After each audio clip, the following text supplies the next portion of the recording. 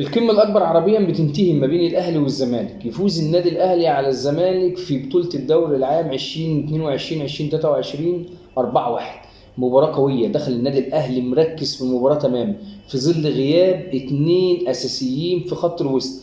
أي فرقة في العالم تمتلك خط وسط قوي بتتحكم في المباراة بشكل جيد. حمدي فتحي ومروان عطية غايبين عن المباراة، لكن قفشة ومحمد فخري قدموا مباراة تكتيكية من العيار التقيل. النادي الأهلي استغل كل الفرص اللي جات له باستثناء فرص أقوى كمان راحت بغرابة شديدة. قفشة في العارضة، كهربا يعني مدافع طلعها من على خط المرمى. النادي الأهلي بيخلص الشوط الأول والمباراة، يعني أنا شفت المباراة في الشوط الأول قلت المباراة انتهت 3-0 للنادي الأهلي. هدفين للشحات كبير وهدف لمعلول الخبرة الكبيرة التونسي.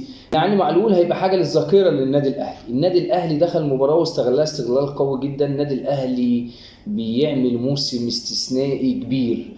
النادي الأهلي في بطولة الدوري حتى الآن لم يخسر أي مباراة. النادي الأهلي قادر إنه يكمل بطولة الدوري ويعمل رقم قياسي جديد، إنه يخلص الدوري من غير ما يتهزم أي مباراة. فاضل له ماتشات وفيها ماتشات قوية، لكن الأهلي بالمستوى ده قادر. قلناها قبل كده ان الاهلي فنيا عالي، الزمالك مكسبه عشوائي. الفوز بتاع الزمالك المتتالي الفتره الاخيره فوز عشوائي. النادي الاهلي كسب المباراه عن جداره واستحقاق. سيطره نادي الزمالك 30 دقيقه في الشوط الثاني، ما استغلوش الفرص او ما جاتلهمش فرص قويه زي اللي جاتها للنادي الاهلي في الشوط الاول وعرفوا يستغلوها استغلال قوي.